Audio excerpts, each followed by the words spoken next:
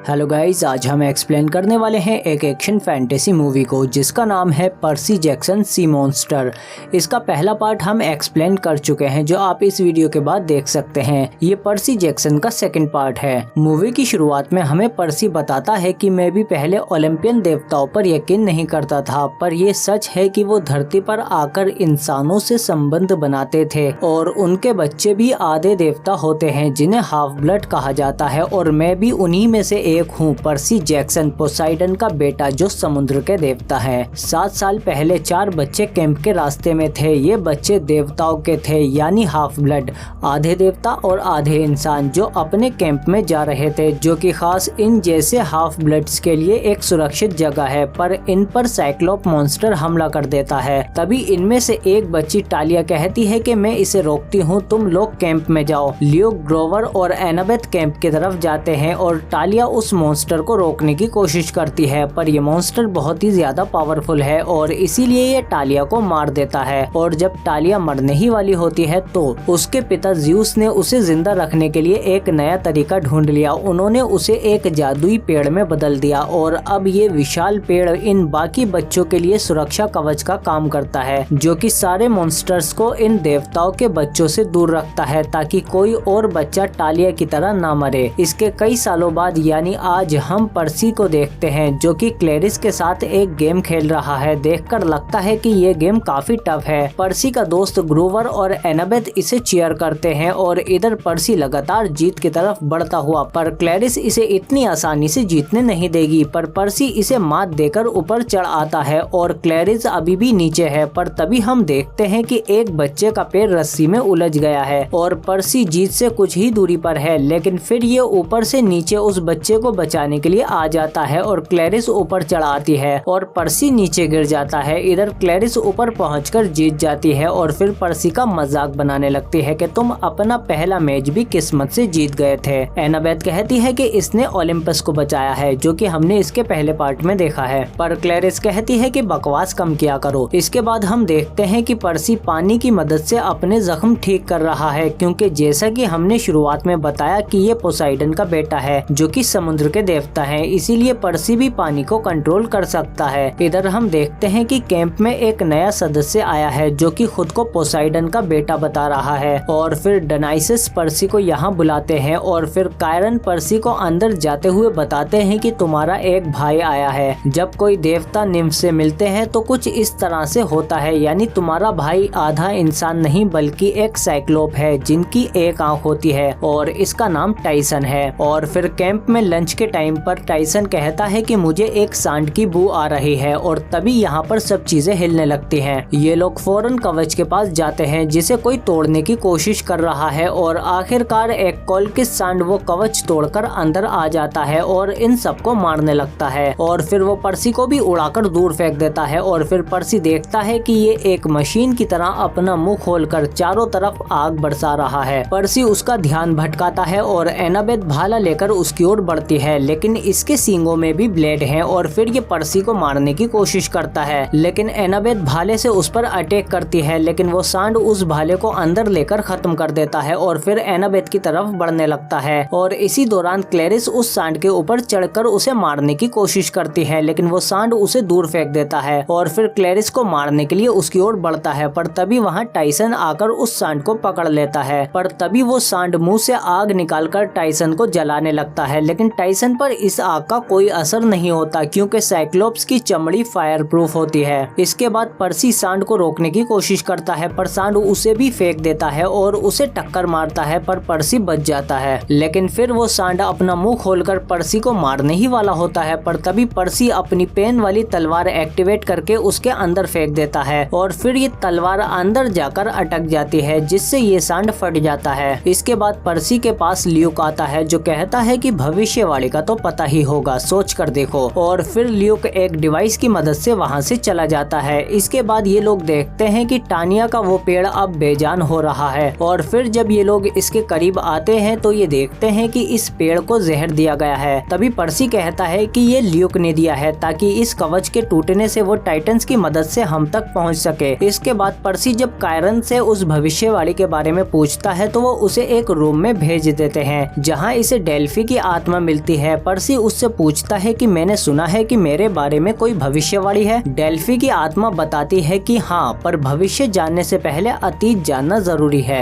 बहुत समय पहले जब ओलिम्पस और देवता नहीं होते थे तो टाइटन्स दुनिया पर राज करते थे, जिनका लीडर क्रोनोस था। ये इतना बड़ा राक्षस था जो अपने ही बच्चों को खा जाता था, लेकिन इसके 3 बेटे भाग निकलते हैं, ज़्यूस, हेडिस और पोसाइडन। इन तीनों ने मिलकर अपने पिता क्रोनस को खत्म कर दिया और उसके शरीर को टार्टरस में दफना दिया। लेकिन भविष्यवाणी के मुताबिक क्रोनस दोबारा वापस आएगा ओलिम्पस और पूरी दुनिया से अपना बदला लेने के लिए। ज़्यूस, हेडिस और पोसाइडन में से किसी एक का बच्चा ही क्रोनस का खात्मा कर सकता है। अब वो ही बच्चा हमें आबाद या बर्बाद कर सकता है। जब पर्सी ये सब कायरन को बताता है तो वो कहते हैं कि ज़्यूस, हेडिस और पोसाइडन के बच्चों में से सिर्फ तुम ही जिंदा हो, तो इसीलिए वो भविष्यवाणी तुम्हारे लिए ही होगी। इधर एनाबेथ डेनाइसिस के पास आती है और उन्हें बताती है कि इस गोल्डन फ्लीस को किसी भी चीज पर रखने से वो ठीक हो सकती है। इसी से टालिया का पेड़ भी ठीक हो सकता है और उसी के साथ उसका कवच भी। डेनाइसिस मान जाता है, पर वो इन तीनों के बजाय क्लेरिस की टीम को वो गोल्डन फ्लीस लाने के लिए भेजता है, जो कि बर्म्यूडा ट्रायंगल में एक साइक्लोप्स मॉन्स्टर के पास है। इसके बाद हम देखते हैं कि पर्सी उस भविष्यवाणी का मतलब समझने की कोशिश कर रहा है, जो कि है बुरी आत्मा का खात्मा एक तलवार करेगी। इसके बाद पर्सी भी क्लेरिस के पीछे उस गोल्डन फ्लीस को ढूंढने के लिए जाता है, क्योंकि इसे नहीं लगता कि क्लेरिस वो फ्लीस ढूंढ पाएगी। पर इनके पीछे पर्सी का भाई टाइसन भी आ जाता है। पर जाने से पहले एनाबेथ टाइसन के मुंह पर जादुई परफ्यूम लगा देती है, जिससे ये नॉर्मल दिखने लगता है। इसके बाद एनाबेथ एक जादुई टैक्सी को बुलाती है, जिसमें 3 ओरेकल्स यानी चुड़ैलें बैठी थी। पर्सी कहता है कि हमें फ्लोरिडा जाना है और फिर ये तीनों बहुत तेज टैक्सी भगाती हैं और कुछ देर बाद पर्सी देखता है कि इन तीनों की आंखें नहीं हैं, लेकिन ये कहती हैं कि हमारे पास एक आंख है। और फिर बीच वाली ओरेकल वो आंख लगा लेती है। तभी सामने पेड़ होता है और ये ओरेकल कहती है कि इसे 2 हिस्सों में कर दो और गाड़ी 2 हिस्सों में बढ़ जाती है। पर तभी टाइसन पर्सी को खींच लेता है, पर ड्राइवर कहती है कि वो आंख मेरे पास होनी चाहिए, जिस पर ये तीनों लड़ने लगते हैं और गाड़ी की स्पीड बहुत तेज हो जाती है। और इसी दौरान पर्सी को पता चल जाता है कि इन तीनों को भी भविष्यवाणी के बारे में पता है। तभी ओरेकल की आंख निकलकर गिर जाती है और फिर पर्सी उसके जरिए इन्हें ब्लैकमेल करके इनसे भविष्यवाणी पूछने की कोशिश करता है, जिस पर ये तीनों उसे कुछ कोऑर्डिनेट नंबर बताती हैं और कहती हैं कि वक्त आने पर तुम समझ जाओगे। और फिर पर्सी उनकी आंख वापस दे देता है। तभी एनाबेथ कहती है कि हमारे पास पूरे पैसे नहीं हो पाएंगे, जिस पर ओरेकल फौरन गाड़ी रोककर इन्हें पहले ही उतार देती हैं। और फिर ये लोग एक कैफे में जाते हैं, जो कि इन जैसे हाफ ब्लड्स के लिए ही है। और यहाँ से निकलने के बाद ल्यूक के आदमी ग्रोवर को उठाकर ले जाते हैं। इसके बाद ये तीनों ल्यूक के पिता हर्मीस को ढूंढते हुए एक कोरियर शॉप में आते हैं और इन्हें पूरी सच्चाई बता देते हैं, जिस पर ल्यूक के पिता हर्मीस अपने सांपों से ल्यूक का पता लगाने को कहते हैं, क्योंकि हर्मीस भी एक देवता है और इनका बेटा ल्यूक एक हाफ ब्लड है। और फिर वो इन्हें एक टेप देते हैं, जिसे कहीं भी लगाने से वो जगह गायब हो जाएगी, और एक बोतल देते हैं जिसे खोलते ही तुम लहरों से बात करने लगोगे। और फिर हर्मीस के सांप बताते हैं कि ल्यूक एक यार्ड पर है। और फिर ये लोग उसे ढूंढने के लिए समुद्र के पास आ जाते हैं। और यहाँ टाइसन अपने पिता पोसाइडन से मदद मांगता है, जिस पर वो इनके लिए एक समुद्री घोड़ा भेज देते हैं। और फिर ये लोग इस तेज रफ्तार घोड़े पर बैठकर जाने लगते हैं, जो कि वाकई घोड़े की फील दे रहा है। और ये इन तीनों को ल्यूक की यार्ड पर ले आता है, लेकिन ल्यूक के आदमी इन तीनों को पकड़कर ल्यूक के पास ले आते हैं। ल्यूक इनसे कहता है कि मुझे भी उस फ्लीस की जरूरत है, मेरे पास कुछ ऐसा है जिसे वो फ्लीस ही ठीक कर पाएगी, तुम देखना चाहोगे? इसके बाद वो इन्हें टार्टरस से लाया हुआ एक बॉक्स दिखाता है, जिसमें क्रोनस कैद है। और सिर्फ फ्लीस की मदद से ही क्रोनस वापस जिंदा हो जाएगा और ओलिम्पस को खत्म कर देगा। पर्सी कहता है कि साथ ही दुनिया को भी खत्म कर देगा। तुम अपने पिता से नाराज हो, पर उनसे बदला लेने के लिए तुम पूरी दुनिया ही तबाह कर दोगे। पर ल्यूक कुछ भी सुनना नहीं चाहता और इन्हें जेल में बंद करवा देता है। पर्सी हर्मीस के टेप की मदद से बाहर आ जाता है और फिर ये लोग एक बोट में बैठकर वहाँ से भागने लगते हैं। और उस बोतल की मदद से ये वाकई लहरों से बात करते हुए बहुत तेज जाते हैं।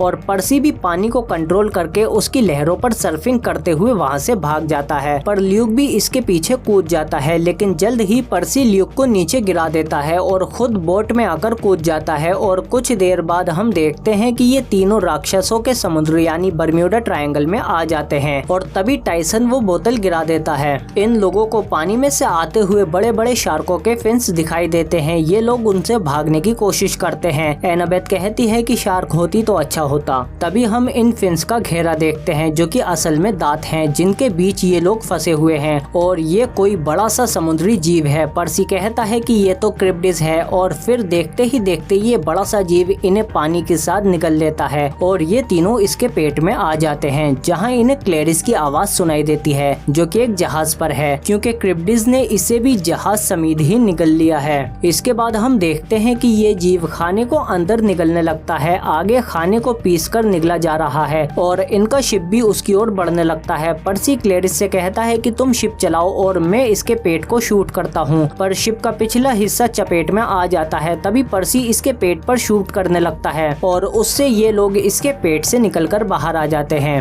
और ऊपर आकर पर्सी को अचानक से वो कोऑर्डिनेट दिखाई देने लगते हैं जो इन्हें ओरेकल्स ने बताए थे और फिर ये लोग उसके जरिए एक आइलैंड तक पहुंच जाते हैं जहां पर फ्लीज है। यहाँ एक अम्यूजमेंट पार्क है और फिर ये लोग अंदर एक गुफा में आ जाते हैं जहां इन्हें ग्रोवर मिलता है जिसने मॉन्स्टर साइक्लोप से बचने के लिए खुद को साइक्लोप बना रखा है क्योंकि ये हाफ ब्लड को खाता है। टाइसन मॉन्स्टर का ध्यान भटकाता है और पर्सी उससे वो फ्लीज लेने में कामयाब हो जाता है और फिर ये एक दूसरे को फ्लीज पास करके उस मॉन्स्टर को चकमा देते हुए बाहर निकल जाते हैं और एक पत्थर से गुफा को बंद कर देते हैं। पर बाहर ल्यूक और उसके आदमी इनका ही वेट कर रहे थे। ल्यूक पर्सी से वो फ्लीज देने को बोलता है पर पर्सी के मना करने पर वो उसे शूट कर देता है, लेकिन तभी टाइसन बीच में आ जाता है और फिर वो नीचे पानी में गिर जाता है। इसके बाद ल्यूक इन सबको बांध देता है और फ्लीज को क्रोनस के बॉक्स पर रख देता है जिससे वो वापस आने लगता है और इधर पर्सी भी उस पेन वाली तलवार से खुद को और बाकियों को आजाद कर लेता है।